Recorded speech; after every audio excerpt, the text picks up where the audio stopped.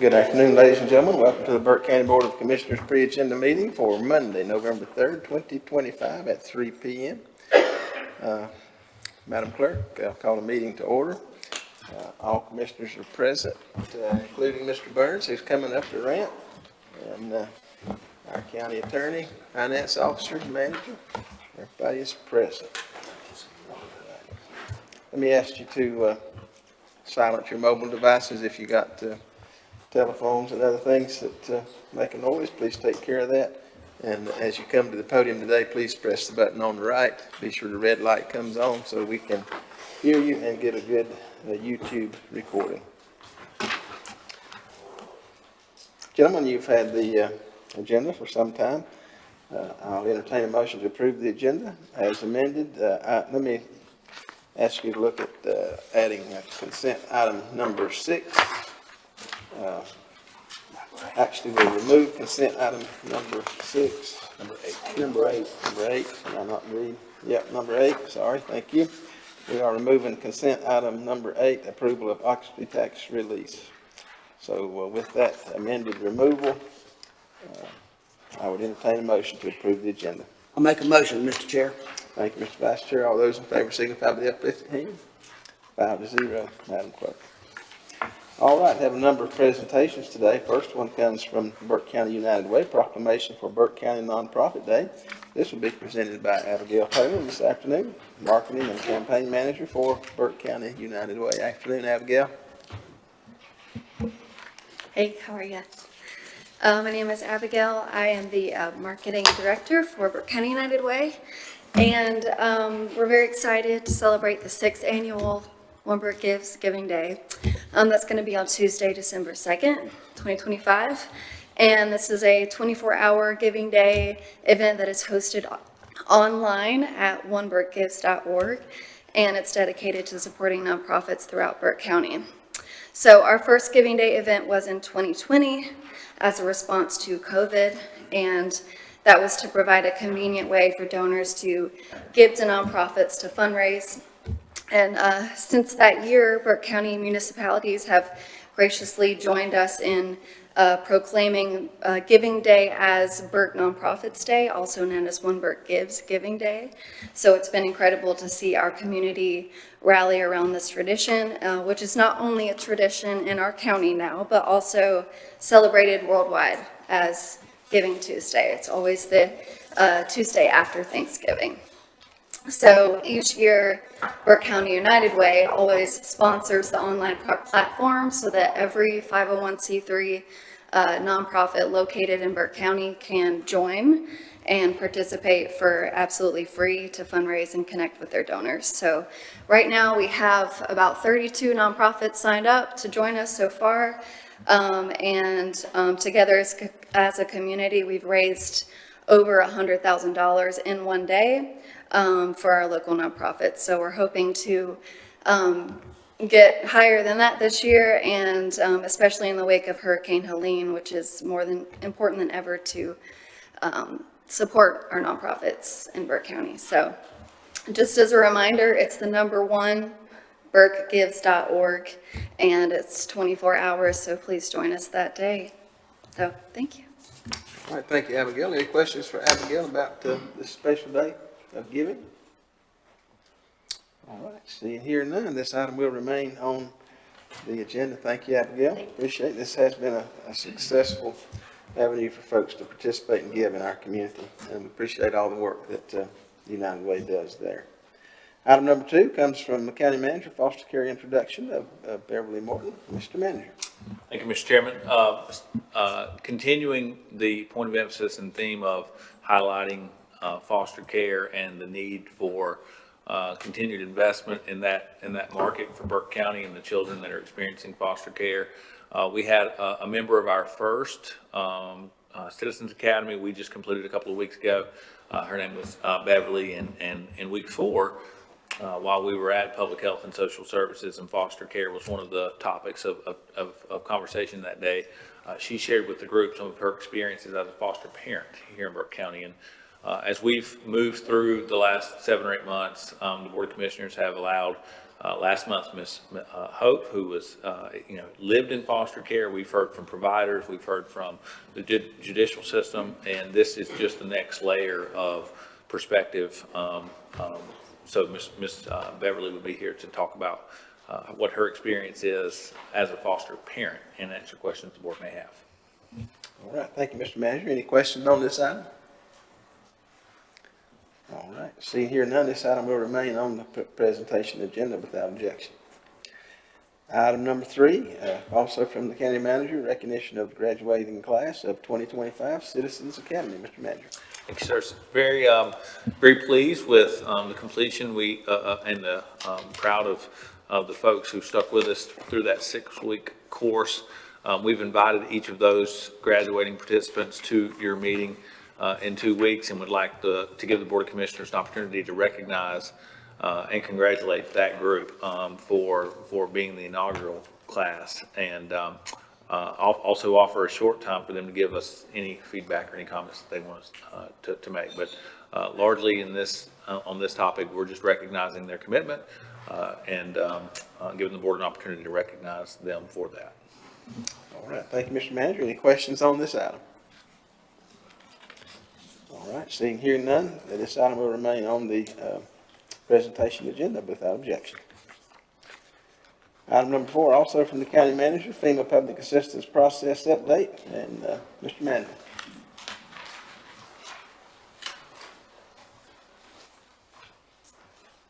Thank you, Mr. Chairman. I'll be very brief and may have more up-to-date information at your regular meeting in 2 weeks. But I wanted to provide some insight, and this may be the shortest, most brief PowerPoint that I've ever done for this board, by the way. So 3 slides, that's about as good as I can do. I did want to provide an update on the public assistance process for Burke County. As you all know, we submitted an application originally that had 5 categories. One of our categories has been removed because insurance, it was building improvements. We had a small building issue, but our insurance covered that, so we withdrew that from our public assistance application. So our final application is moved across 4 categories, with the vast majority being Category A, which covered our debris management. Most of that was right-of-way debris, but that also included some of the other debris for commercial and so forth that we were participatory in collecting. I would point out that Category B was emergency operations. About 50% of that was disallowed, and that was for all of our staff. So folks that worked at our in our preliminary damage assessment, folks that were traveling around the county doing those maps, people that may have worked in the donation center. We had, as you all know, county employees really were all hands on deck. And we completed what are called ICS 214s and 215, which captured those times. And for any cost that was already budgeted, regardless of what the topic was that the employee was working on, because it was already a budgeted cost, FEMA did not allow us to capture that, which is, not exactly how we understood the public assistance policy doctrine to work. I would say that I think the document's been updated a couple of times throughout this process. I think the event that happened in Western North Carolina is something that was unprecedented, and the rules have changed fluidly all the way through. Burke County originally, just like every county in Western North Carolina, were assigned what's called a PDMG, which is kind of FEMA's local project manager that they assign to you. And I would dare to say that we've probably had 12 to 15 of those. So you get somebody for a week or 2, you finally know their name, they finally get their head around your application. They're the ones who are supposed to be the intermediary, if you will, for how to complete your application. And all of that is being compiled based off of a document that we refer to as the PAPA-G, and there's a long acronym for that, but it is the FEMA Public Assistance Doctrine.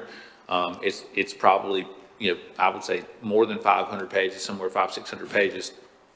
And it talks about the types of documentation that you need to have, what types of costs will be collected, how that'll be interpreted, what is reimbursable versus not reimbursable, the different categories, and all of those things. So it is the manual, if you will, to completing your public assistance application.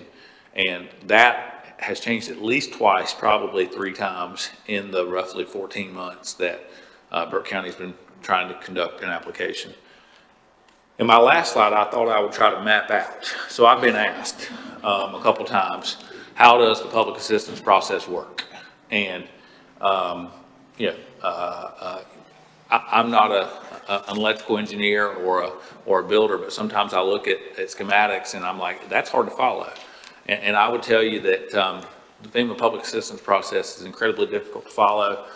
So if I can, I'll briefly walk you through. And I've primarily done this for our Category A application because obviously it's the vast majority. So, and I'll bear with me as I walk through this, but I do think it's important to give you all some update of where we are as a county. For reference, we've received $12,000 to date. So both Category F and G have been reimbursed. That's what we've got out of $11.4 million. And I think that we're ahead of every other county in the region.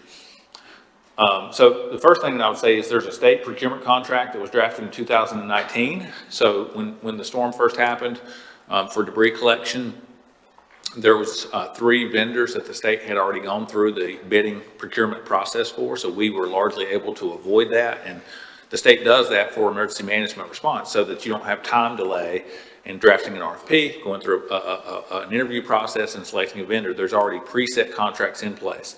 One for monitoring, that would be the folks who largely tag the material.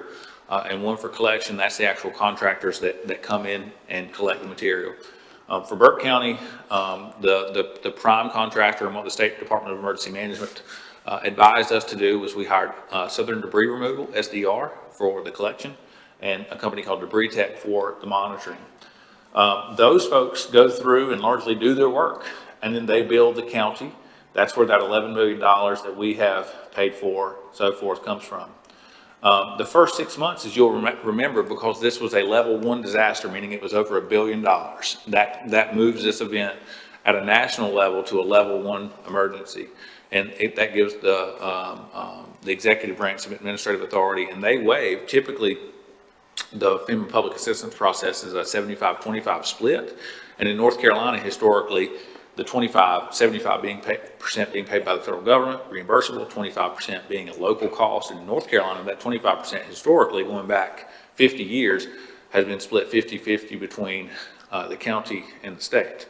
At the time of this storm, the executive branch issued a 100% 6-month window. So 100% of the cost between September the 28th and March the 28th was reimbursable. So that's what I'm showing here is the first 6 months of our application, we spent about $7.6 million, and 100% of that is in this one component for 100% reimbursable through FEMA. And then the remaining from March 24th through May 31st was about another $3.9 million, and 90% of that is reimbursable from the federal government, with the final 10%, at least what we've been told, being reimbursed to Burke County by the State Department of Emergency Management. Now, as you all are aware, May 31st, we took action to sign on to the NC SMART program. After weeks and months of asking for U.S. Army Corps of Engineers to take over the project with really no feedback, we turned over operations to the state. The contractor stayed the same. It was still Debris Tech and SDR. Burke County and our board was just no longer the contractors. Or the contractees. We no longer had the cash flow management or the legal management. As you all can imagine, at the time that we made this transition, we were also getting into waterway debris collection and private property debris removal, which opened up a tremendous amount of regulatory risk as well as private property damage risk with right of entry agreements, and all of that was a real challenge. So primarily from the financial side and the risk side, we decided to leverage this NC SMART program, which really took the burden off of county government and transitioned that to the state. And I know that there's been some operational hiccups, and I would say, probably some inefficiencies since that happened. We've heard from our citizens on that. We've tried to fill some of those gaps.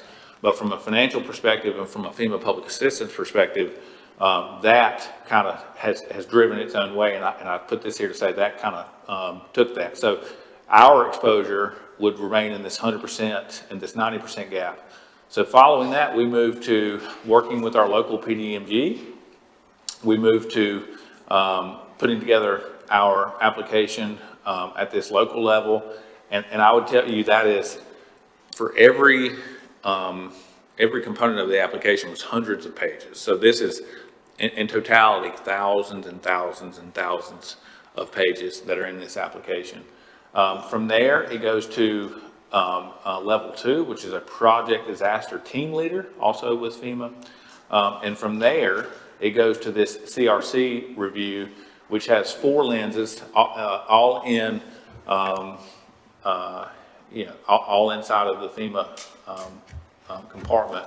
One is a legal review, starting all the way back here with contracts and procurement and invoicing.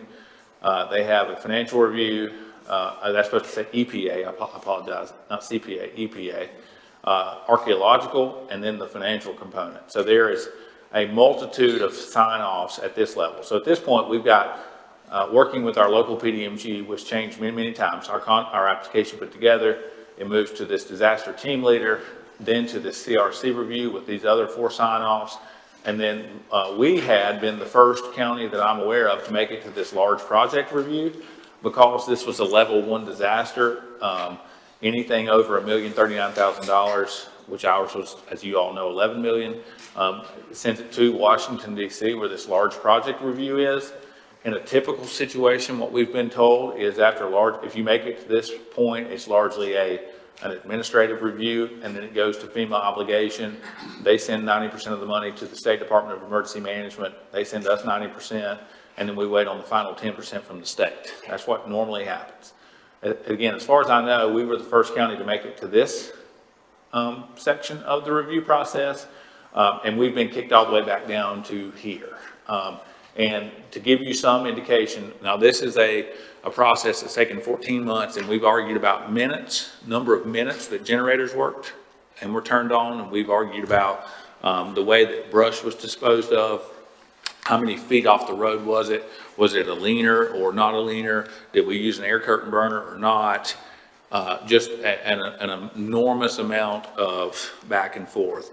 Most recently, what got us kicked back to the beginning part of the process, and we're trying to work back on it, is that during this large project review, about 43% of our total invoices from the monitoring company had that the trailers that were hauling the debris were 90% full. So when these contractors were taking the material to these alternative debris sites, like the fair, like over on Fleming Drive, they would pull under Debris Tech, who's a licensed monitoring company, who was up on a scissor lift. They would pull under, and they had a scanning technology that would give the volume of material, because there's not scales everywhere. So instead of doing it by weight, the amount that these people charged is by volume of material in the trailer. So the trailers had to be measured and tagged. It had to be a specific trailer.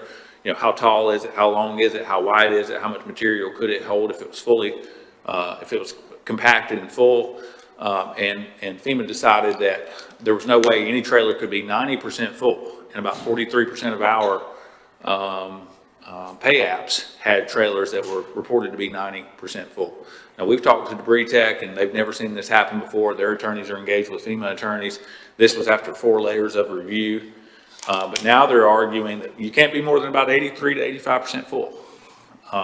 So if you take 43% of our total load data, and you take about 5 to 7% off of that, that's what we're now trying to get our head around. But I think it's important to say that this process has been rigorous. Certainly want to give a lot of gratitude to Margaret and to Brian Neeft and some of the folks in the finance office for their patience. We are trying to push this along. Again, I've spoke to many of my county manager peers, to say that there's a level of frustration would be an understatement, but we're continuing to try to move it through the process. I feel that we'll be successful. It's just this continuous effort to try to move it through the system, and again, I thought it may be an appropriate opportunity to update the board on why it maybe feels like it's taking a little while. But it's a very cumbersome process. We're back here now, so we'll go back through these steps, hopefully to get here, and then take a right versus taking a left. Once we understand, we've been advised not to agree to the 85, 86, 87. I think that was the strategy, is we're only going to approve 83% to sign here. And for us, that could be several $100,000 in missed reimbursement. So the advice from the monitoring company at this point is that sit tight. They think that they can get through legal remedy the 90% approved, and because that's what we've already paid, and that's why we hired a monitoring company, and they're licensed and professional and have the technology and are responsible for that. So at this point, we are working with FEMA, also working with our monitoring company, and trying to get back to that large project review and ultimately to obligation with FEMA. So happy to answer any questions you all may have, but I thought it'd be a good opportunity to catch us all up on where we are in that process. Thank you, Mr. Manager. Any questions on this item? Yeah, Brian, I thank you for this slide, but to me, this seems like is the whole problem, everything we deal with everywhere around. I think about the contractors and people like that. How do they make it when you got the state or the federal holding monies up? Maybe everything looks so confusing, everything looks complicated. I don't know why we got to be so complicated on all of our government stuff. It's pretty simple stuff to me, but we go through so many processes, so many committees and this and that. Whole time people say, where's my money at? Show me my money, but for doing the work. But anyway, that might not apply to anything there, just want to say it. Brian, have we engaged with Congressman Moore's office on any of this at this point? Yes. Okay, And saw movement after that. good, thank you. Mr. Manager, just one question. Looks like that $11 million that we're kind of waiting on, I think you made big headway on return on investment from our general fund, and obviously this has funded that. So do you think we're going to see maybe a $800,000-900,000 potential loss of revenue in investment return on that money that's out of there? It's a fair question. I don't know if it'll be that significant, but certainly when you expend an unplanned $11 million, your cash on hand is depleted. And when you have less cash on hand, your ability to invest is less. So one could expect, both with declining rates, which is happening, and with less cash on hand, there will be some impact on return.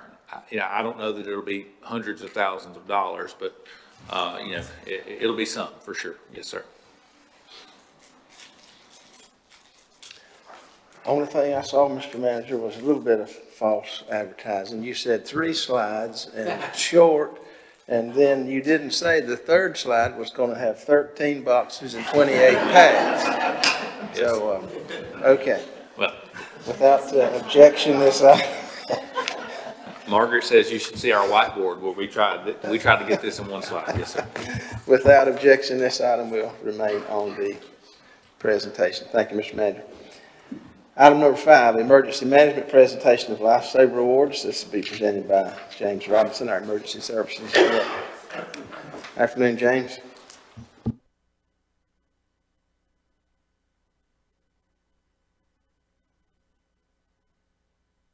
Sorry, thought it was on already. The same way we do on a quarterly basis, but November, with Thanksgiving, we like to make sure that we give extra thanks. We're fortunate enough this time, we had a remarkable number of citizens that were involved in rescues or identifying and making the difference and prolonging the inevitable for others within our community. So we've actually got some plaques. We'll have the finished items done. I've got one here in case you would like to see it. But we'll be presenting at least 3 of those, 2 of them to children under the age of 18 and 1 of them to an adult. And I think that's remarkable once you get to actually hear their stories. We'll also have a remote in.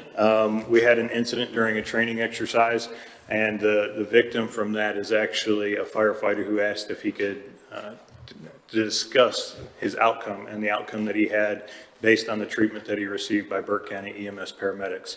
So he's going to remote in. We've got a link already set up for him. He's going to give a brief thank you statement.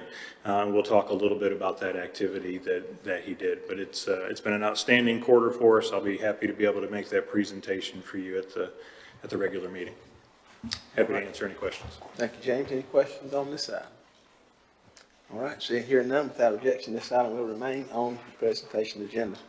Item number 6 from our Health Department, the presentation of the 2025 Community Health Assessment. This item will be presented at our regular meeting. However, Miranda is out of town today, and I don't think we have anybody that can answer any question about that here today. Any concern about leaving that on the agenda? All right, seeing here none, item number 6 will remain on the presentation agenda. This brings us to item number 4, scheduled public hearings. Have one public hearing scheduled this month. This comes from Community Development, Zoning Map Amendment ZMA 2025-06, and Patrick Dickinson, our planner, will present that. Afternoon, Patrick. Thank you, Mr. Chairman. We are requesting a public hearing for ZMA 2025-06. The applicant is Country Squire Leasing LLC, and the PIN is 2772-357468. This is located at 2893 US 70 in Conley Springs. And they are requesting a rezoning from residential to general business. Do y'all have any questions for me? And did everyone see the report? Everybody had a chance to look at it. Any questions for Patrick on this item? All right, seeing here none, this item will remain on the public hearing agenda. Thank y'all. Thank you. Item number 5 brings us to consent agenda. First item on the consent agenda is Western Piedmont Community College Financial Report for the period ending June 30th and September 30th. This will be presented by Sandy Holman, Vice President for Administrative Services. Afternoon, Sandy. Good afternoon, Commissioners. Thank you for allowing me to come today. I wanted to real quickly do a recap of fiscal year 2025. We spent 92% of our total state budget. Out of our formula allocation, we spent 99%. The rest of it can be carried forward, and some of those items include apprenticeship funding, basic skills, our high-cost grant programs for EMS and dental hygiene, and then hurricane relief funds that will be carried forward. And for our county funds for fiscal year 25, we did spend 99.5% of our budget. So just a quick update for the ending of last fiscal year. And now I'll go into a brief summary of finances through September 30th, 2025. With this being the first quarter of fiscal year 2026, and I have to say I'm shocked at how fast time continues to go every year. But looking on your packet there, the first 3 columns, state allocations, one based on previous continuation budgets, as the legislators have not enacted a complete state budget yet. However, we were fortunate that they did have a mini bill that did give us our allocation for enrollment growth. So our current budget is $17,506,477, which includes our formula allocations and special projects and grants through September's state board meeting. Currently, there's been no legislative salary increases for employees, which is unfortunate. And from what we're hearing from our legislators, that is not likely to happen this fiscal year. So we hope as they go into the budget process for next year that we will see some salary increases for our employees. Through September 30th, we have spent $3,953,852, which is pretty consistent with prior years at 23%. The next 3 columns in light blue represent the county budget and actual expenditures. And our county budget is $3,129,864 for operations. And we have spent $866,658. This is 28% of our budget, which is higher than previous years. But we had a couple facility issues the first part of the year that accounted for some of that with one of our buildings and some mold and mildew issues that happened over the summer that we had to get corrected and fixed. The final 3 columns show our institutional budget. And this year we're budgeting $10,960,844. And this includes a wide range of categories, our student financial aid, other grants, self-supporting funds. And so this is more than last year, but we have several grants that are in operation. And so that's where most of that is coming from. And of course, Major part of our institutional fund is restricted in nature based on the designation. So total combined budget for this fiscal year is going to be $31,598,505, and we are at 24% of our budget through the first quarter. The next slide, or next page in your packets, will be the breakdown of our expenditure categories for our county funding, so you can see that. Salaries and benefits, as usual, are the highest at 24.7%, contracted services at 17.2%, insurance at 18.5%, and again, this is always higher in the first quarter because we pay ours annual, and it usually comes due for October 1st premiums. And then utilities at 15.4%. So did want to just mention a few other items of importance for us. We shifted this year to most of our curriculum programs, about 70 to 75% are on 8-week sessions now versus full 16 weeks. A lot of the data that we have seen show that this is successful for students because they can concentrate more fully on less coursework than if they were taking it all semester long. Plus, if they have to drop out or family situations arise, they won't lose as much in their progress as they would if it was a whole 16 weeks. Obviously, there are some programs that we can't do that with. High contact courses like nursing, cosmetology, welding, or a few that would not go to an 8-week session. Our enrollment for this year, so far for our fall enrollment, we're up another 4%. So that continues to increase both for curriculum, and we're seeing increases in our continuing education. So we're extremely pleased with that. And then facilities-wise, we have several projects ongoing right now. Our Emergency Service Training Center, which is at about 68% completion, still on schedule for April of next year to be completed. Then about a month of punch list items to get through, and we'll be moving in next summer. Other items that we have are replacing the chiller in our Pfeiffer Hall. That was a building that we had some issues with earlier this year. And also replacing the Federal Pacific electrical panels in about 9 of our buildings, which was a requirement from our insurance company. And then we have some other small things that we're still working on. The ropes course through our therapeutic recreation program, which was damaged during Helene. We're still working on getting bids for that as well. That is my report for the first quarter. I'll be happy to answer any questions. Okay, thank you, Sandy. Any questions for Sandy today? All right, seeing here none, this item will remain on the consent agenda. Thanks, Sandy. Thank you. Item number 2, Burke County Public Schools Financial Report for the year ending June 30 and for the period ending September 30, 2025. Be presented by Keith Lawson, our Schools Finance Officer. Afternoon, Keith.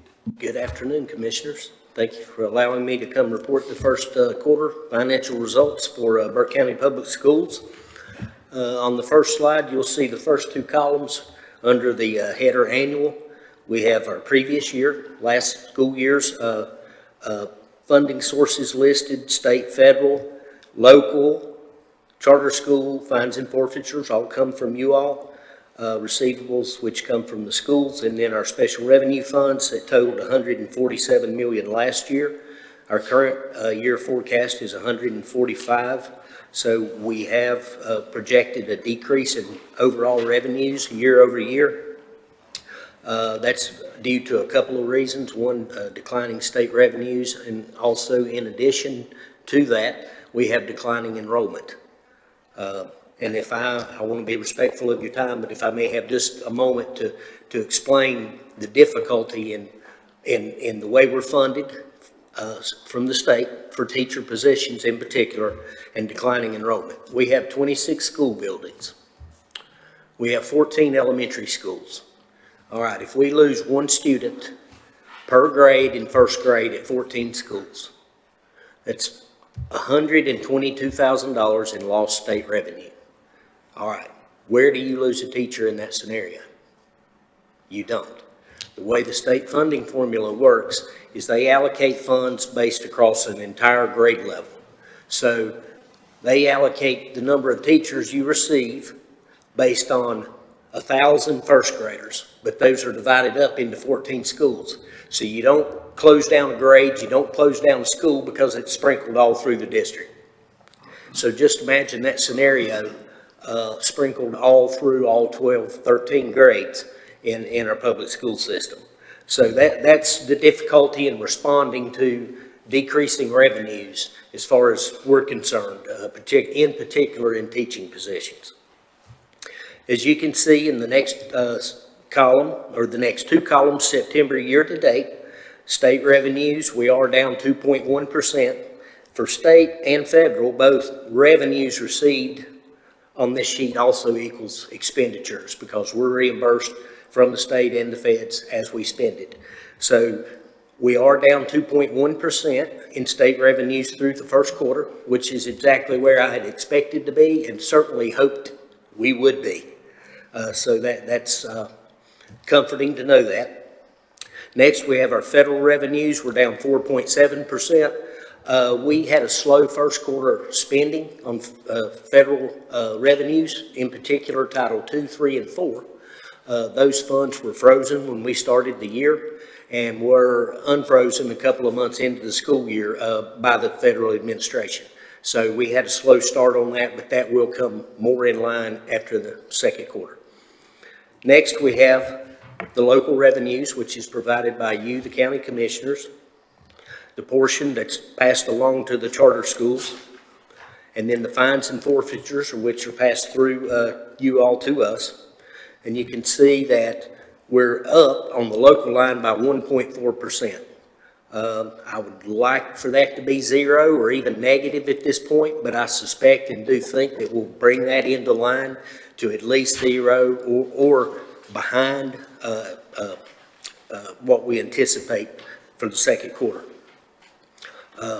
The last line, special revenue line, that's pre-K tuition, Medicaid reimbursement for exceptional children programs, and special federal, state, and local grants that are not managed through the Department of Public Instruction. So as you can see, bottom line, our change year-to-year spending, we're down 1.4%, and our total budget received, we're at 21.1%. On the next slide, local spending specifically, you can see an unaudited 24-25 column. That unaudited 24-25 column, of course, is last year's local spending, and as you can see at this point, we think we utilized about $476,000 in fund balance last year. Waiting again for our external audit results when I can have definitive numbers for you on that. Next, inside the bolder box, you'll see the budget, which is $20,803,000 for the year. Through the first quarter, we have spent $5.2 million, and then over to the far right, bottom corner, you can see that we're at 25.1% of spending of local funds through the first quarter. So with that, I'll be happy to entertain any questions you may have. All right, thank you, Keith. Any questions from Keith? Keith, is there anything in particular you could point to on the declining enrollment? Well, yes. Declining enrollment, we're down 563 students over a 4-year period. Of that, charter schools and vouchers are 531. We've seen a particular spike in voucher kids. Are we still sending money to Florida and places like that? Yes. Yes. And what about our Avery County allotment? Is that stable? You know, and what we give them at a local for the students in Jones Well, Ridge? the Jonas Ridge kids, we pay what their local allotment is, which is about double ours. But we have, fortunately, not only our ADM's declining, but fortunately, our Jonas Ridge ADM's declining also. So we pay them Avery County's percentage, not? Yes, we pay Avery County's per pupil percentage and not ours for those kids. I don't know that I ever knew that. Yes. Other questions? All right, seeing here none, this item will remain on the consent agenda. Thank you, Keith. Thank you.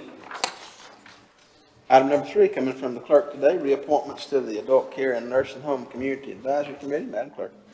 Thank you, Mr. Chairman, members of the board. The terms of Karen Robinson, Diane Patterson, Victoria Whitworth, and Susan Merrill have ended, and all 4 members are willing to serve another 3-year term, and that would be one that ends May 31st, 2028. So this is a request for their reappointment. Thank you, Madam Clerk. Any question on this item? Seeing here none, this item will remain on the consent agenda. Item number 4, also from the clerk, appointments, reappointments to the Council on Aging. Madam Clerk. Thank you, Mr. Chairman. This is a multifaceted request. Linda McGalliard in, well, I don't have the seat number, is moving, and so we need to remove her from the roster and thank her for her service. We need to reappoint Paige Pitts to seat number 6. Jerry Probst is in seat number 8. His term is also expiring, but he has not submitted a reappointment application, so that is pending. We have received an application from Pearl Jones to fill the vacancy from Ms. Galliard, and the term is to complete a term ending November 30th, 2027 for Ms. Jones' appointment. Okay, thank you, Madam Clerk. Any questions on this item? Seeing here none, this item will remain on the consent agenda. Item number 5, also from the clerk, reappointment to the East Burke Senior Center. Madam Clerk. Thank you, Mr. Chairman. This is a request to reappoint Karen O'Donnell to the East Burke Senior Center Advisory Council, seat 3, for the remainder of her term ending May 31st, 2028. Any questions on this item? Seeing here none, this item will remain on the consent agenda. Item number 6, removal, also from the clerk, removal from the LEPC seat number 11. Madam Clerk. Thank you, Mr. Chairman. This is a request to remove Marty Queen's name from the official roster for the Local Emergency Planning Committee due to an employment change in seat number 11. We may have an applicant by the regular meeting. If we do, I'll let you know. All right, any question on this item? Seeing here none, this item will remain on the consent agenda. Item number 7 comes from the county manager, approval of budget amendment number 4, $18,500. Mr. Manager. Thank you, Mr. Chairman. This is a request to budget local donations. About $2,500 of this is from Walmart, and the other $16,000 is from Burke County United Way, largely in support of the Hurricane Helene event and some of the costs that went into the video and those things. So it's a request to budget $18,500 from 3 different types of contributions. Happy to answer any questions you may have. Thank you, Mr. Manager. Any question on this item? Seeing here none, this item will remain on consent agenda. Item number 8, which was the item we removed. Then moving on to item number 9, tax collection report, October 2025. This will be presented today by our administrator, Mr. John Bridgers. Afternoon, John. Thank you, Mr. Chairman, members of the board. Collections report for year-to-date from from July 1 through October 31st. Property taxes amount to collected year-to-date is $37,477,843.82. That is 68.09% of the budget amount, with a balance to collect of $17,561,170.18. Motor vehicle taxes collected year-to-date is $2,123,353.61. That is 38.91% of the budget amount, with a balance to collect of $3,333,000. I got a typo there. I'll have to go back and look at that. Current year taxes is year-to-date, $39,601,197.43. That is 65.46% budget amount, with a balance to collect of $20,894,673.57. Delinquent taxes collected year-to-date is $384,300.38.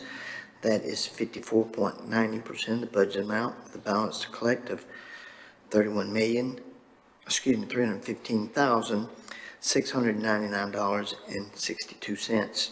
Penalties and interest collected year-to-date is $14,213.85. That is 34.72% of the budget amount, the balance to collect of $214,786.15. For the overall levy is $56,741,128.49, with amount collected of $37,477,843.82. That is 66.05% of the budget amount, with balance to collect of $19,263,284.67. Thank you, John. Gentlemen, we'll have some numbers corrected on this report, the motor vehicle tax. And John, I think there's something fishy with the penalty and interest line too. Any questions on this item? All right, with no objection, we'll see the corrected report in our regular meeting information, okay? All right. Item number 10, tax refund and release report, October 2025, also from Mr. British. Thank you, Mr. Chairman, members of the board. The report amount is $15,144.63. Of that, a rebuild amount of $3,552.04, with a net release of $11,592.59, with a refund of $2,324.62. Motor vehicle refunds over $100 amounted to $209.33.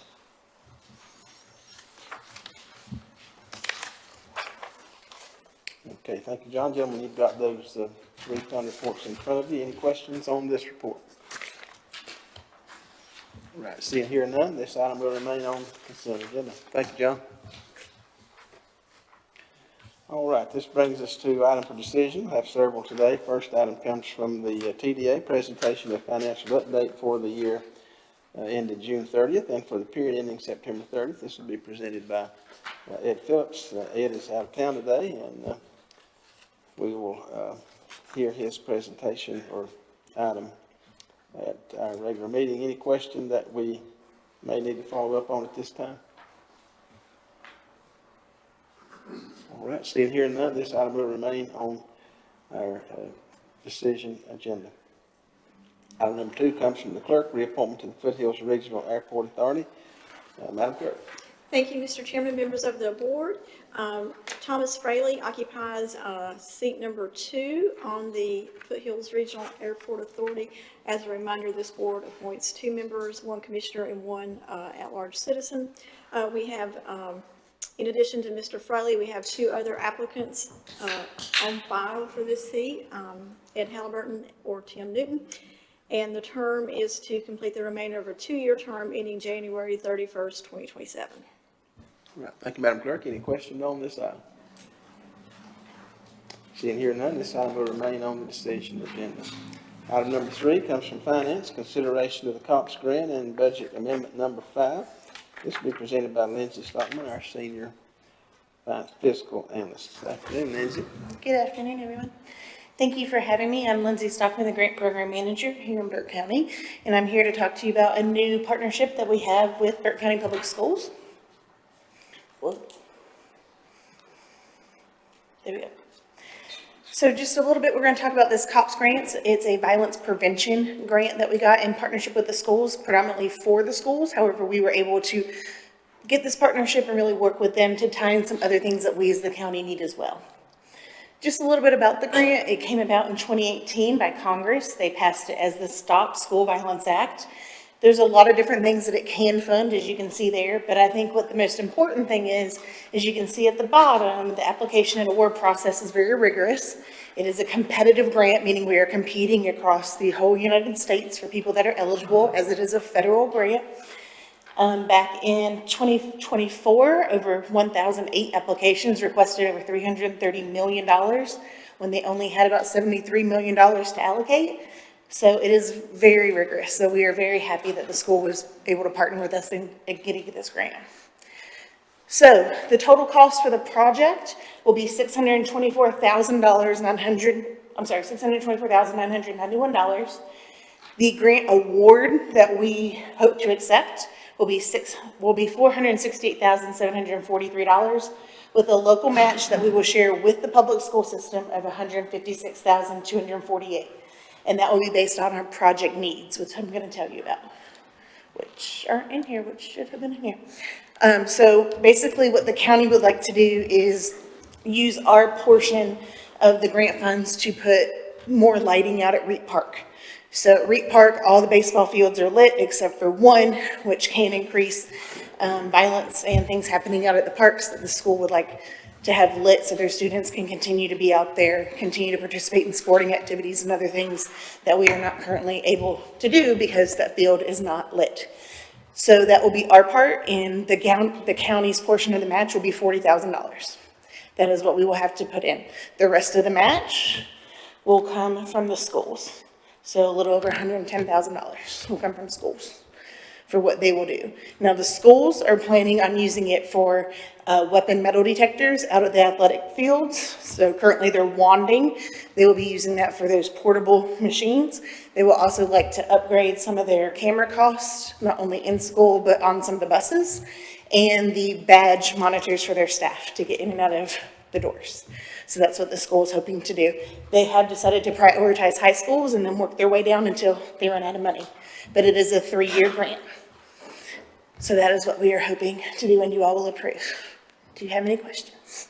All right, thank you, Lindsay. Any questions on this grant? Just one quick point of clarification. So the local match, 156,248, you said that the county's part was 40,000, and is that a combination of cash and in-kind? I believe it's, No, that's all, it's all cash. I would Okay. point out that, we had inside of our capital reserve more than double that to do that lighting. So of the 156, 116, 248 is the school system paid for out of their capital reserve.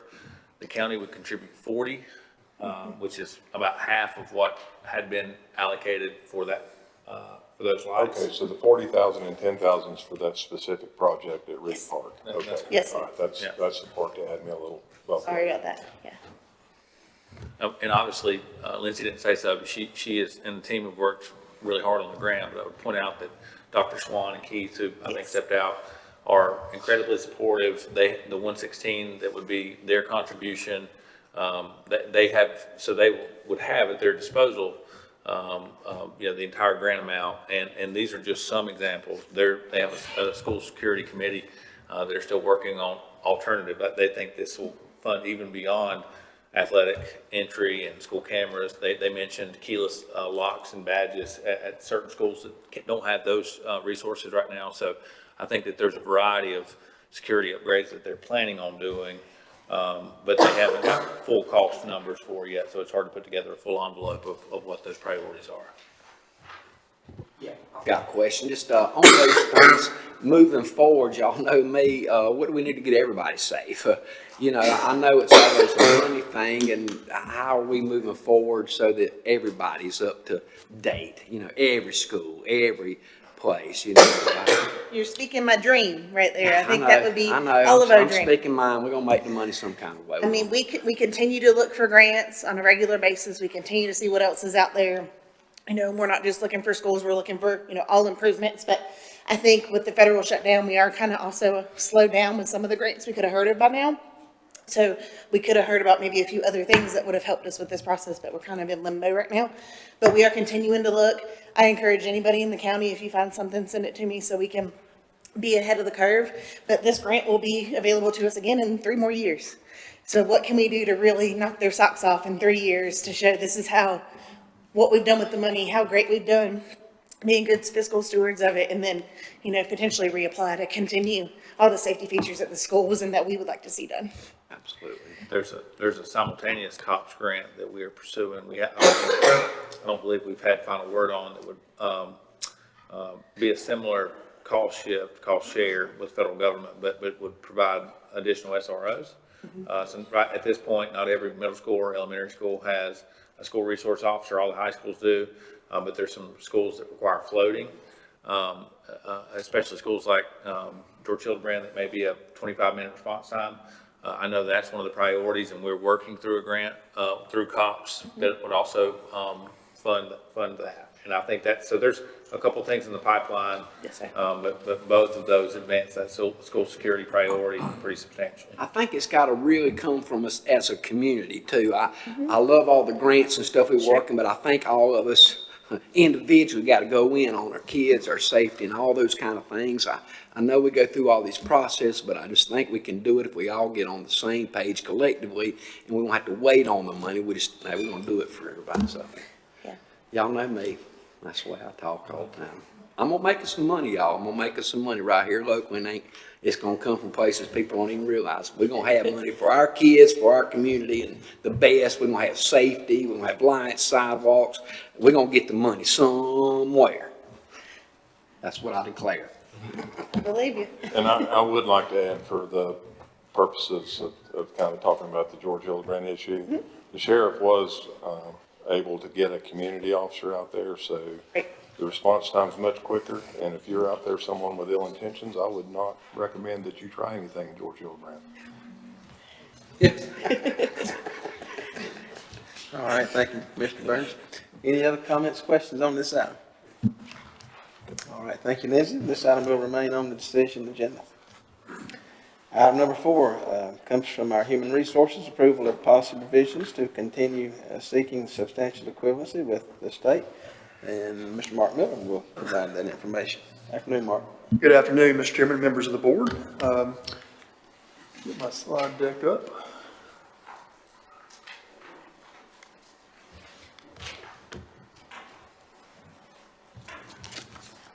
While they're getting that up, as you remember, back in August, the board approved the Burke County personnel policies that we amended and changed and updated, and was also passed a resolution requesting substantial equivalency at that time with an effective date of October 1st. Since that meeting, we have submitted a request to NC OSHA for approval of substantial equivalency, and we did receive feedback from them that required a couple of edits to the language in the classification plan and the compensation plan.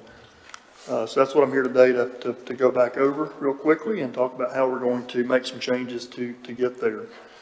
So North Carolina OSHA requested additional policy clarification in the classification plan around procedures for completing or revising job descriptions, procedures for updating organizational charts on an annual basis. So we basically had to put in there that we do that annually, that there's a review of the organizational charts and we're updated. Establish a database management system to track position classifications and utilization. That was basically just telling them that Munis is our system of record. And in the compensation plan, salary administration procedures during suspension. So if we have somebody on suspension, what is the salary implication of that? How do we do that? And the last is just fair treatment principles and merit system standards that are free from the unfair treatment and discrimination. So these changes really is really just adding a couple of sentences to our policies, and we have done that with some additional language and to meet that NC OSHA requirements. We have sent those changes to them for further review, and they've come back and said that those changes look sufficient. And so at this time, we are requesting the board's approval of edited policies to continue to seek that NC OSHA substantial equivalency as adopted during the August board meeting. I have provided you revised policies in your packet. You may note that those changes are very immaterial and don't impact the scope of any of our policies of what we did at that time. Really just clarification for OSHA. Those changes have been submitted to the county attorney for review.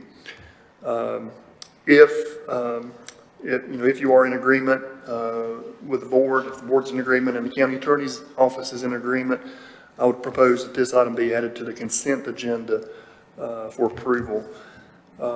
If approved, we would submit that back to NC OSHA for their approval. And we would expect that to happen in December at their December board meeting for NC OSHA. Thank you, Mark. Mr. Attorney, you got a position on this matter? Mr. Chair, I would have to check with our office just to make sure that we're finished with the revisions. I believe we are, but, I can check with that first and let the county manager know if that works. Everybody okay with moving this to consent if the legal review is complete? Everybody good with that? Okay. All right, Madam Clerk, you okay with that consensus? Thank you very much. Thank you, Mark.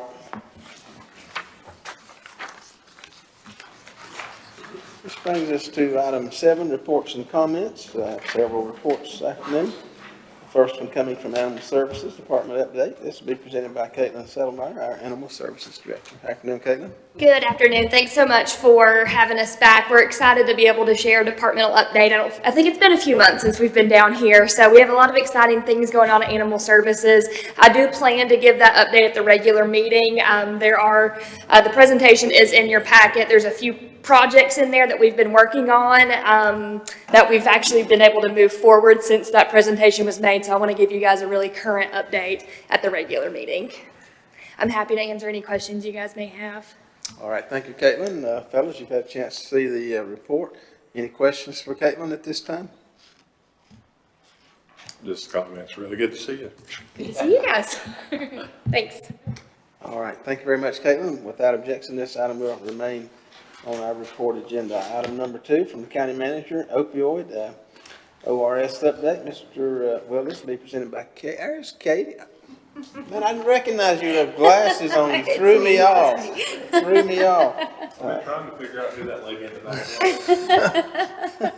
is. All right, well, this will be presented by Katie this afternoon. Thank you, Katie. Sure. Good afternoon. Good to see you all. So today we are just going to go through a little update about where we are and where we're going.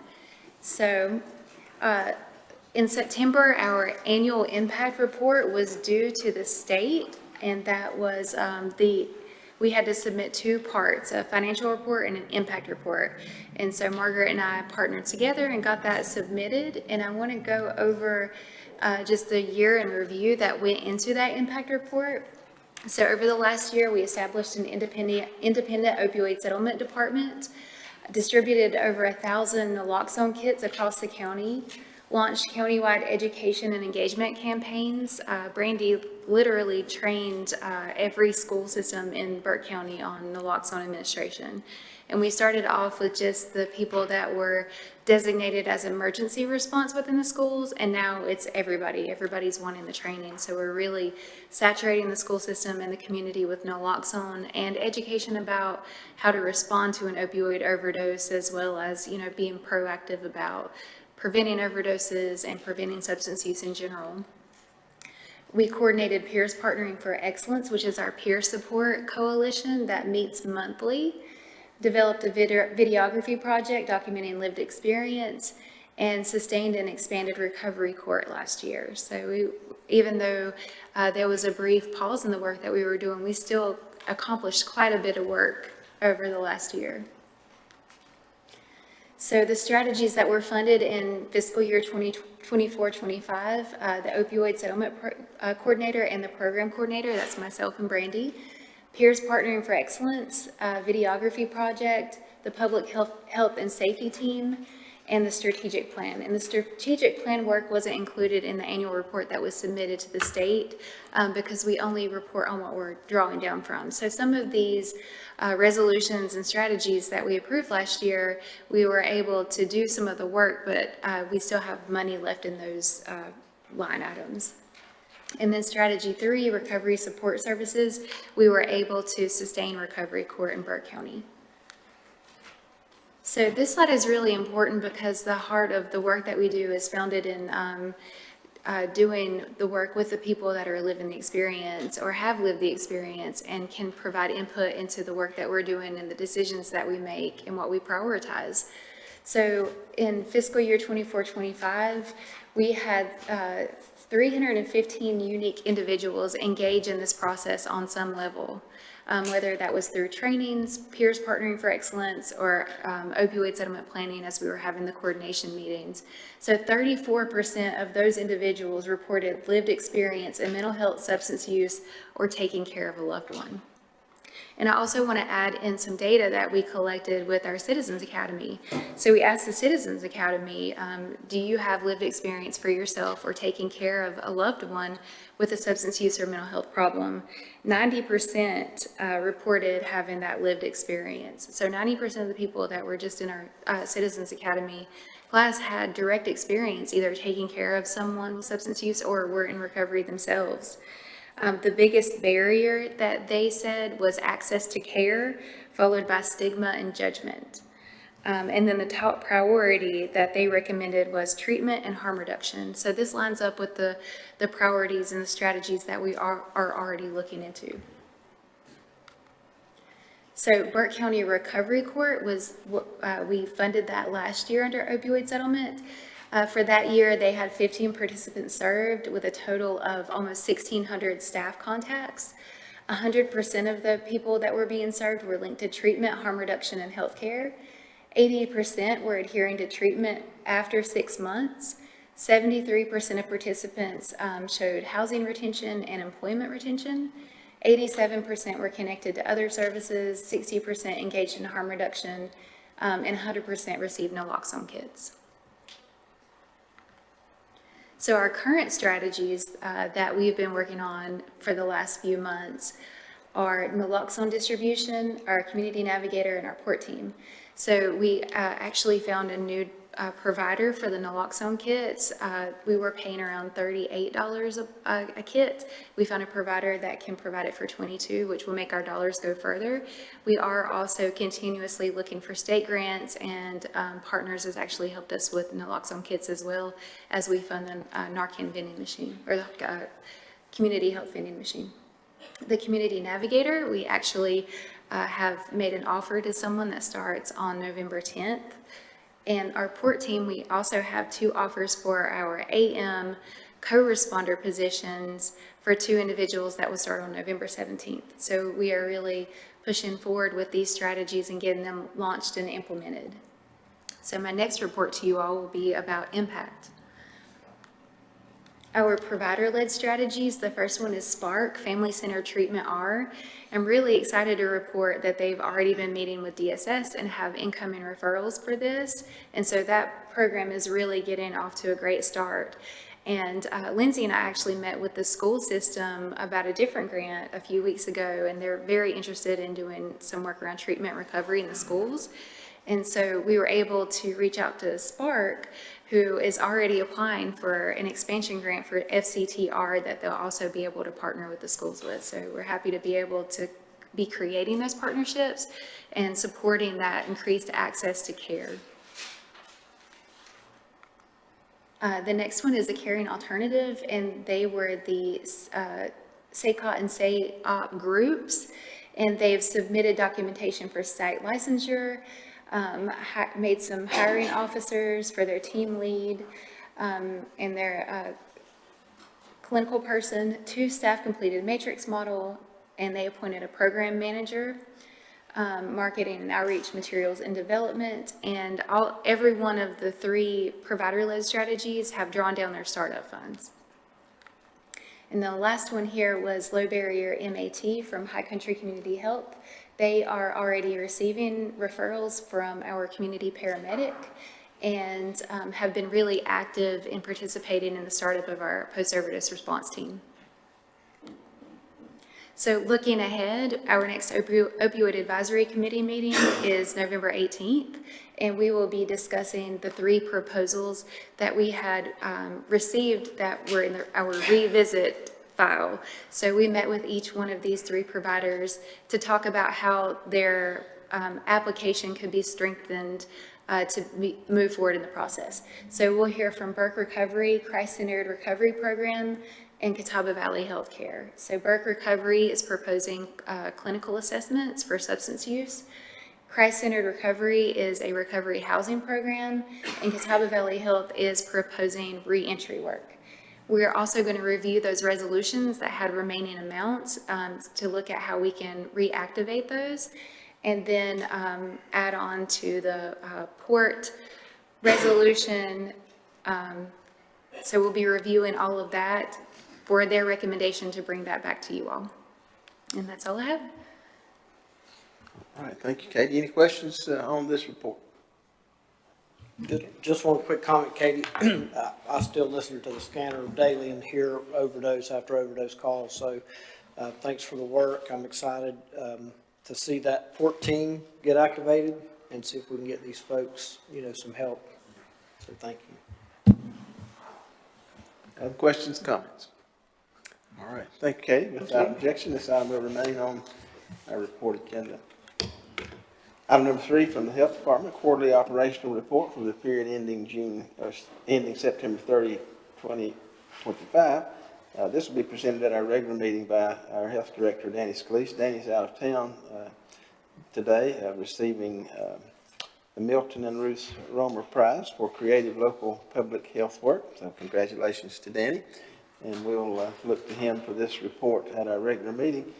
Any questions that we need to forward to Danny at this time? All right, seeing here none, this item will remain on the report agenda. Item number 8, other discussion items today. We remind you to submit your reports to the clerk for inclusion in the agenda if you have items that need to go into the report section. Several reminders.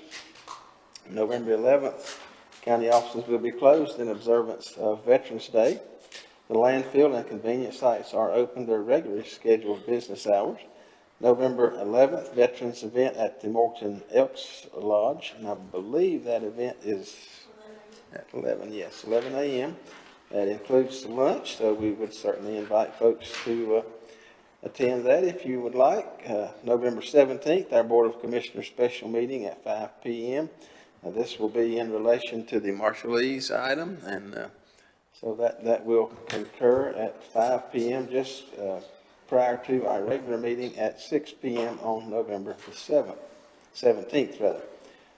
Again, the youth groups that might be interested in coming and leading in our Pledge of Allegiance here at our regular meeting, we'd love to have you. Please sign up on the website or contact Madam Clerk. We'll let Katie or Caitlin talk about spaying and neutering, I'm sure, at, see, Caitlin has left us. I'm sure she'll talk about that stuff when she provides her report. And again, I'll remind you that we do have a link on our website dealing with trash pickup. If you see trash around that needs taken care of, you can go to our Community Beautification tab on the website and report those problems, and we'll do our best to try to take care of it. All right, and I would also note that we have some other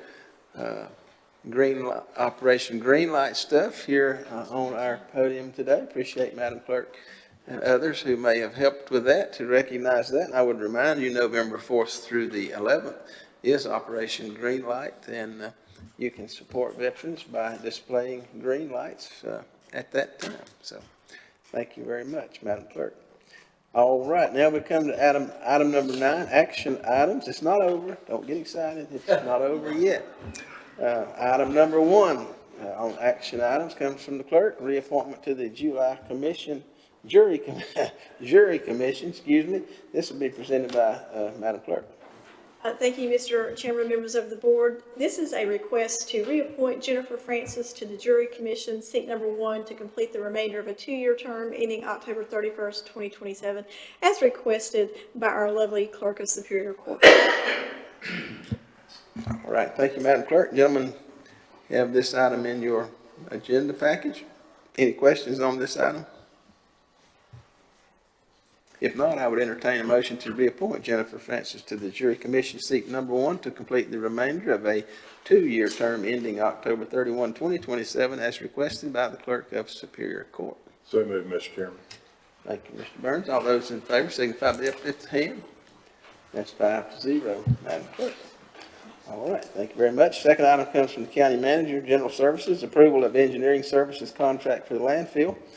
Mr. Manager. Thank you, Mr. Chairman. And I also appreciate the board taking the exception to take action today versus 2 more weeks. I know that doesn't happen often, and we certainly appreciate your willingness to do that. What we have for consideration this afternoon is to award a contract for environmental engineering at our solid waste facility. This has been the county, like every county who operates a landfill, has certain things. It could be air quality, groundwater monitoring, methane gas reports. There's really a compliance and regulatory component, but also a planning and development component of the engineering relationship. Burke County hasn't changed environmental engineering firms in more than 3 decades, and we think now may be the opportunity to do that.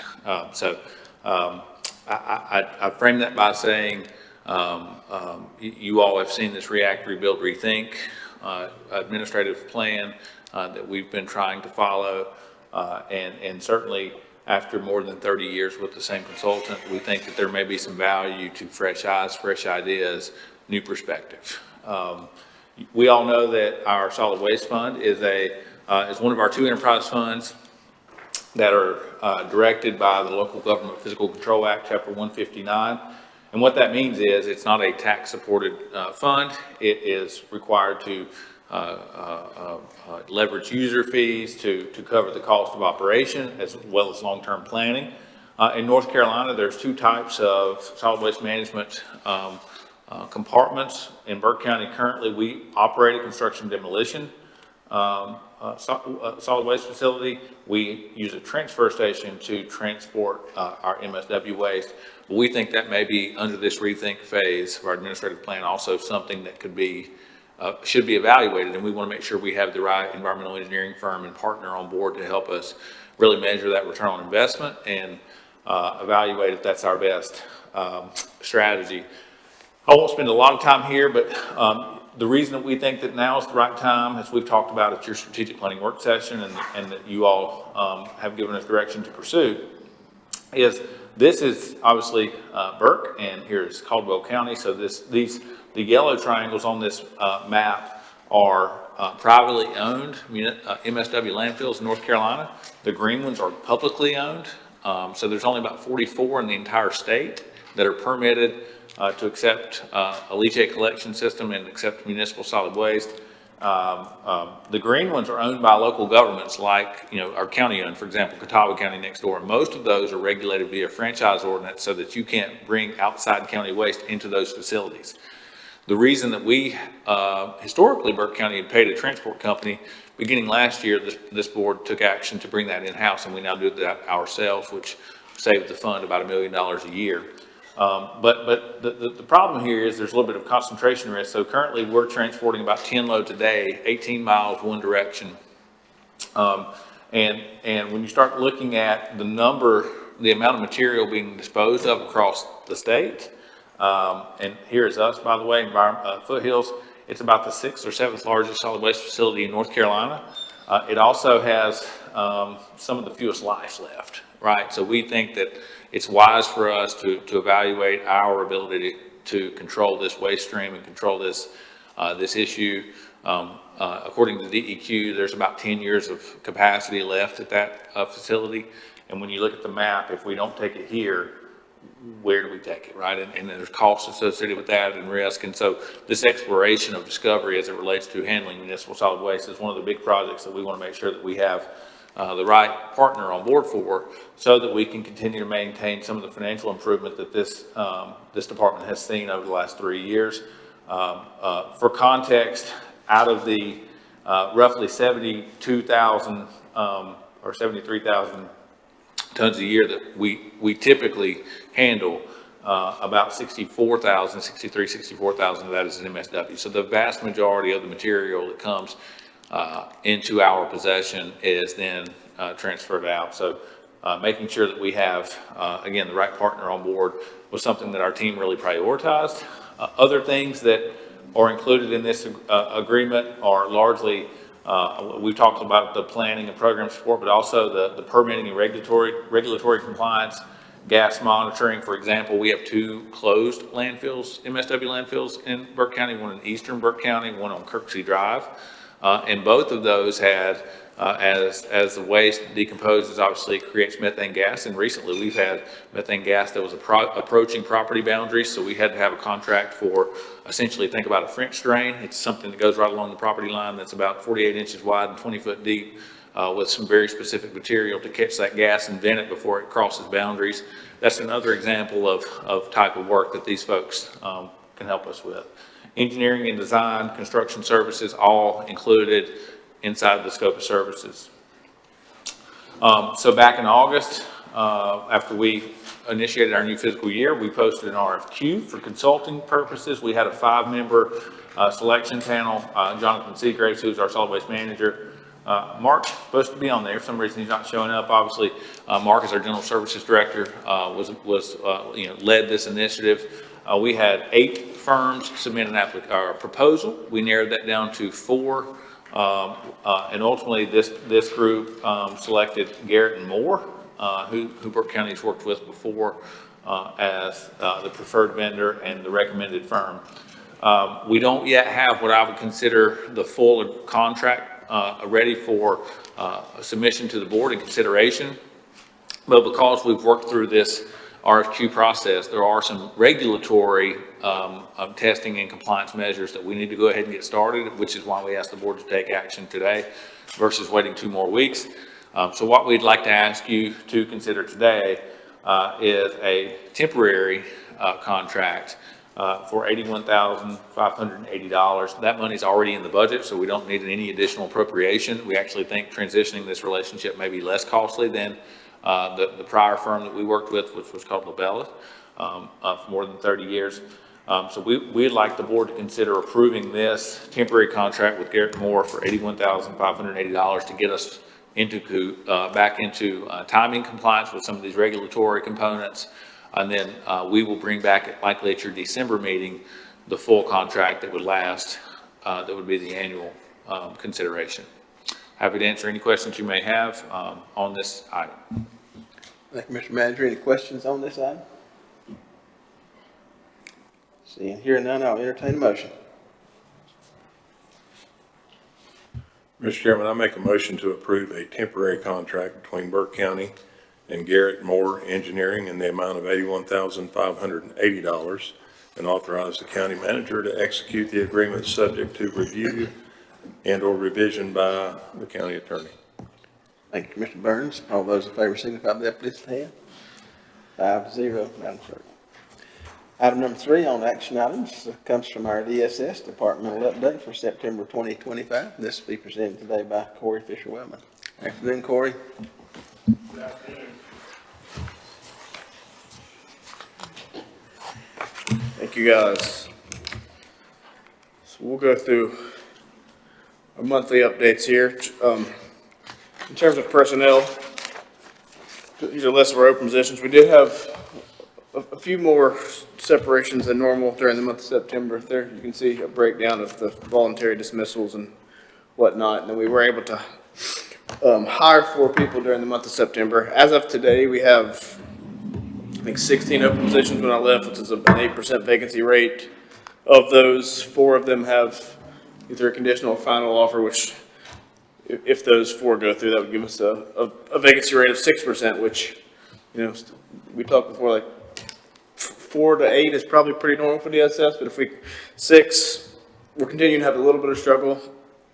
Not unique to us with recruiting and maintaining CPS workers, so we have instituted an aggressive hiring approach where we're trying to seek, I think we had talked about this before, but when a social worker starts who has no experience, they have to go through this 7-week pre-service before they can really do any case activity. And we tend to get a lot of applicants who need pre-service, so very limited in what they can do up on, or like once they're hired and until they complete pre-service. So we were able to kind of take a look at our costs for sending someone to pre-service through travel, meals, hotels, whatever, and, compare that to what it might look like if we hired a sign-on bonus to try to recruit people who don't need that, that level of pre-service training. So so the benefit was they don't need pre-service and you're getting someone who's a little bit more experienced. So I think we rolled that out 2 or 3 weeks ago. And I think since we've done that, we have made one conditional offer to someone who met there was 2 levels. One who doesn't need pre-service and then one who has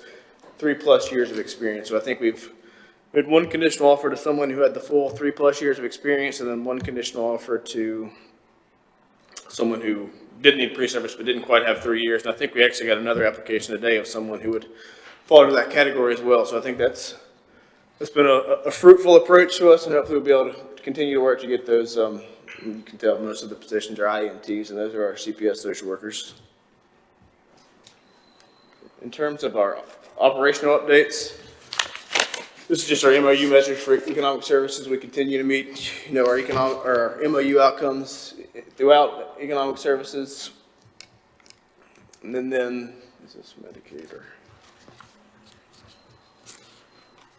So this is our Medicaid report, just given the amount of recipients throughout the county, and then also the number of cases, and then you can see over at the end sort of our report card in terms of how we're doing in terms of timeliness and getting those things processed based on the performance data that's set by the state.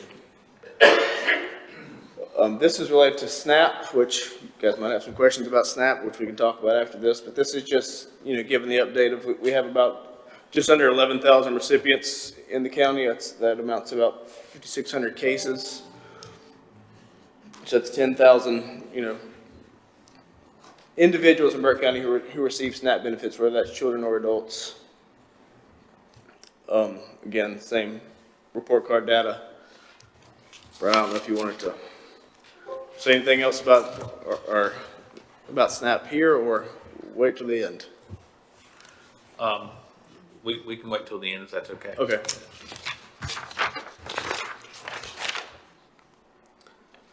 In terms of CPS, this is just looking at our intakes. We talked a few months ago about we moved into a new intake or statewide system, Path NC. So in our first 30 days in Path NC, we had about 99 CPS reports. That went up to about 161 reports in the second 30 days. There's all sorts of factors that cause reports to go up and down, but you can see sort of a graph of those are reports per week, since we've been in Path NC. And then in terms of CPS caseloads, you can see this graph. We've talked several times about our backlog and the work we've done with some contract staff to get that down, but this sort of shows where we hit a peak in February of 306 open cases, and at the end of September, we had about 234 open CPS cases. Let me go. My slides are out of order, so let me skip one, then we'll go back. In terms of foster care, we have seen an uptick. You can see during the month of September, we had 17 children enter foster care and 6 exited, which gives us, this was a point in time, obviously this is a fluid number, but at the end of September, when this data was collected, we had 194 children experiencing foster care. Let's go back to it. This is our adult services data that just shows we have, we continue to have a pretty consistent number of wards. We have 66 wards that we're providing full services for, and then we contract out 17 of those to an outside party.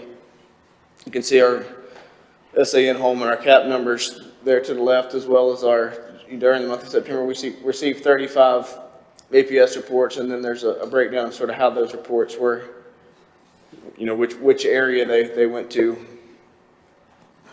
after receiving the report. I'm going to let Chaslin talk a little bit about our efforts for Christmas wishes for both our children experiencing foster care and our adult wards. Adult is next. Give you a chance to slide. Okay. Good afternoon. I did just want to give a brief update on our Christmas project for the children experiencing foster care in Burke County. Total, we have 190 children that we are working on sponsoring and 19 young adults. That is the population of 18 to 21 who have minimal community supports and positive connections.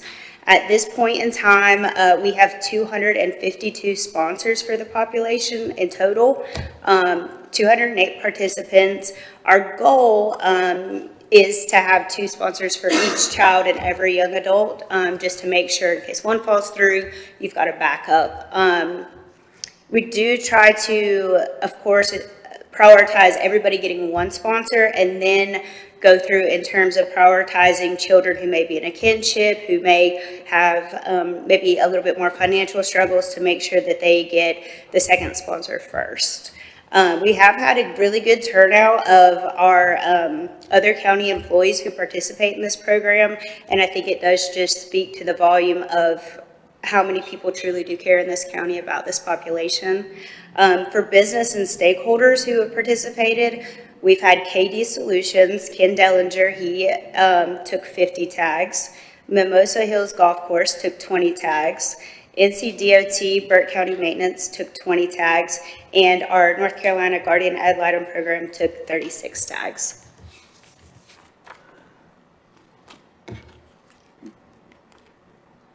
And that is our current flyer that we've tried to circulate in the community, whether that's on social media, through churches. I did try to mail personally to each church so that they had the flyer if they wanted to get involved in this program.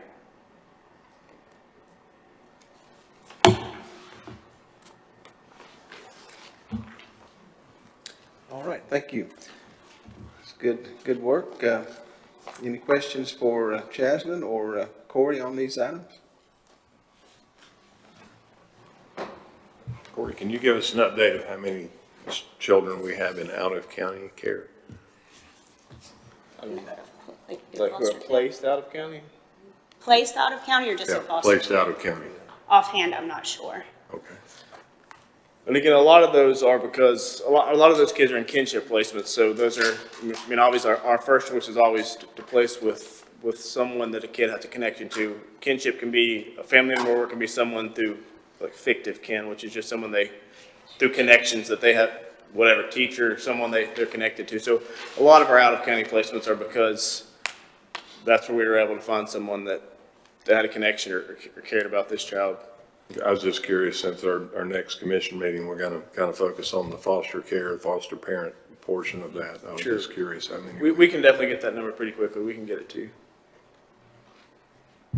But our folks have to drive to check on these folks wherever they are, right? Correct. That's a lot of time, so, A lot of foster care time is driving around for sure. yeah. How far would the furthest one be, maybe? Well, actually, we just had to send 2 social workers to Detroit to see a child. So it just depends on where they're placed. Kentucky's been another place, as I Arizona, recall. We had someone in Alabama. New Hampshire. I will Some of those tell are you, clinical. one of the things, and I'm very proud of our team for working on, Corey and Chaslin and the HR department, is taking existing positions without adding cost to the budget, looking for process improvement to automate some job functions and reclass some existing positions to some visitation coordinators. That may not be the exact terminology that's right, but it's folks who may not carry a caseload, but can take some of that visitation travel time off of the other social workers to give them more ample time to properly work in their caseload. And to your exact point, Commissioner, to alleviate a lot of that in the car. For example, they've shared with me stories of someone who will spend a 10-hour day to get a 2-hour visit, and the other 8 hours is just in the car where they're not adding value to the other 18 kids that are also on their caseloads. We're trying to think about some innovative ways to make that entire process more efficient. So just real quickly, so like if someone has to go to Detroit, who pays for that? Is that reimbursed by the state, or is that a local expense? How is that captured? I mean, that's a complicated question. I mean, I first and foremost, it's a county expense, but there is, federal and state reimbursements that are reimbursed through day sheet coding, and it's different per kid, but there is some level of reimbursement, but I mean, upfront, it is a county expense for sure. I guess what I'm getting at, is there a tipping point to where we're sending folks and we're paying folks to travel that we could further incentivize folks to maybe offset some of that if we could further incentivize some folks to become foster parents? Sure, I mean, I think sometimes the people that are placed in sort of these extreme outlying things are either usually for treatment purposes, so they need some acute level of treatment and we can't find a provider here, and that's why the young lady was, up in New England, where that's the only place that said yes and would take her. So which we did have to go there to do the visits. And then oftentimes other times it's for adoption, whether it's, they know there's a family member in Michigan or wherever, or through some adoption search, they've been identified and matched with this child, and that's why the child is placed. Like, we don't place just like, I would say it's not common. yeah, for to no place other out of reason, state. really, other than adoption or some type of therapeutic need that we can't meet in North Carolina.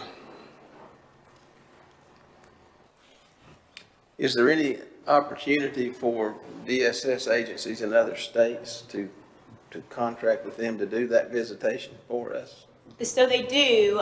We have to go quarterly, though, to see the child per the ICPC policy. So 3 months, they'll do the visit. 1 month, we have to.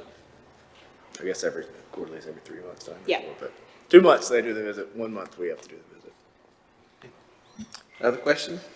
I would point out that our team's made also a point of emphasis, the number of institutionalized placements have dramatically decreased, and that's 100%, I think, attributable to a management leadership effort to review all of those cases. So before, I mean, I think that's a very positive thing. We've seen a significant uptick in kinship placement, so working hard to find friends, family, those types of homes for children. Corey, before we transition, and if the board has questions about SNAP, could you also talk about some of the more riskier changes that are being considered with PRTFs? And as a reminder to the board, PRTFs are the institutionalized places for children with severe behavioral issues, that these are often the young people that end up in our care, living in our building, because these hospital settings won't take them, and we're seeing a further erosion in that market. I mean, I think first, children who need PRTF level of care are a very small number of kids, but they take up a very large amount of resources, whether that's time or, to Brian's point, they spend a lot of time in our office because they're in between placements. But as a result of the Medicaid rate cuts that went into effect, I guess that was October 1st or whatever date they went into effect, the biggest rate cut, there was a 10%, a 3%, or 8%, and a 3%. The PRTS fell in that 10% range, so they had a 10% rate reduction in the services. They were able to recoup money from Medicaid, which my understanding is a lot of the PRTFs in North Carolina are saying if that rate cut continues, they will not accept North Carolina kids because they can't afford to operate with that level of reimbursement, which if PRTFs were to quit taking North Carolina kids, that would be, I mean, that'd be a significant problem. Yeah, I mean, these would be our highest level of most acute children with really nowhere to go and would nowhere to go. I mean, Will that directly affect South Mountain Children's Home? So they are a congregate care setting. They were affected by the Families First Act, which took away 4E funding, which is federal funding for congregate care after 14 days. So that's one of those placements that unfortunately Brian is referring to. They're a really valuable placement to us because they do really good work and they're local, but we can't get federal reimbursement for placing a child there except for the first 14 days they're there. We get federal reimbursement for the first 14 days, but after that you can't get. I think the concern with the PRTF change is more children in our care. Very acute needs with nowhere to go, which leads to more likely very high needs children in office and unsafe settings or emergency rooms or other kind of inappropriate settings.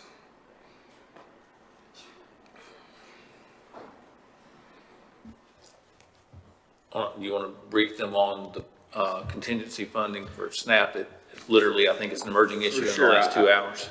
So yes, my understanding is I believe, based on the lawsuit that was filed by a number of states, that the administration has indicated they're going to fund SNAP at a 50% level, so that means, this is very rudimentary, I'm not sure it's going to work exactly this way, but basically all recipients across the country will get about 50% of their allotment that they should get for the month of November only, and they are very clear that if this contingency funding is used in the month of November, that there is no more contingency funding. So if the shutdown would continue into December, we'd sort of be right back in this place of people getting no SNAP benefits. I don't think that has any impact on county reimbursements and admin costs and stuff like that, but at least in terms of getting benefits to the people who need it, it does seem like they will be receiving about half of their normal benefits. Is there any timetable on when that's going to take place? No. So there was an email from the state right before I walked in here that says they're working on getting that information. I do think the way North Carolina, the contractor they use for the EBT cards, like everything is sort of in place. Like basically, once we have the green light, it'll be a pretty quick turnaround to turn that valve back on, but it's just sort of figuring out the logistics of when the money will be available and then how in North Carolina we also stagger benefits. So like the 3rd through the 21st, people all across the state are sort of broken up. So I would assume that once it's turned on, it'll just sort of move forward from that date, but there'll have to be a plan for going back today's the 3rd. So people are not receiving benefits today. So they'll have to figure out how to sort of make up whatever days that are missed once it's. Chairman, well, how do we take care of our people? Look, we said 11,000 people, is that what we're saying? Yes, sir. On our thing right here. I'm just always befuddled. How are we going to innovatively take care of these people moving forward? I mean, all these programs are falling off, whatever the case may be, is how do we take care of one another? How are we going to move forward as a community with all our differences and all those different things that we can care for one another and go all in? I don't know what the answer is, but I'm befuddled by For sure. that. I mean, I think that's a good question, an age-old question in all of society. I think a lot of the things we talk about, in all aspects of this meeting is how we're going to do it, though, through economic development, and through investment in schools, and through investment in career opportunities. Like that's how we reduce the number of kids in foster care. That's how we get people who don't need food assistance. That's how we get people who don't need Medicaid. So I think as a county, we're working towards doing a lot of those things, but it does take, to your point, sort of everybody being willing to work together and be committed, so. Other questions, comments? All right. Thank you, Corey, Jasmine. Thank you. Gentlemen, I'll entertain a motion to accept this report as presented. So moved, Mr. Chair. Thank you, Mr. Vice Chair. All those in favor signify by the uplifted hand. 5-0, Madam Clerk. All right. That brings us to item number 10, adjournment. I make a motion we adjourn, Mr. Chairman. Thank you, Mr. Vice Chair. All those in favor signify by the uplifted hand. 5-0, Madam Clerk. We're adjourned. Thank you for being here today. Thank you for making presentations. Mr. Chairman, just a quick reminder that Chris Hawkins' reception starts or has started at City Hall lobby. Thank you, Madam Clerk.